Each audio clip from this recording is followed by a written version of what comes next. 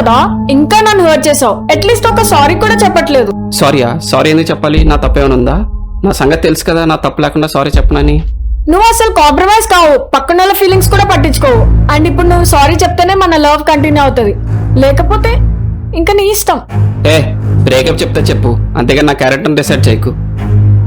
నా తప్పు లేకుండా సారీ ఎందుకు చెప్పాలి? నేను చెప్పను. నువ్వు 1000 సార్లు లవ్ యూ చెప్పడం కంటే ఒక్కసారి సారీ చెప్తే అయిపోతుంది కదా. ఇప్పుడే డిసైడ్ చేసుకో, నేనా నీ ఈగోనా? నా ప్రాణం పోయినా నీకు సారీ చెప్పను. ఏం చేస్తావు? పోవే.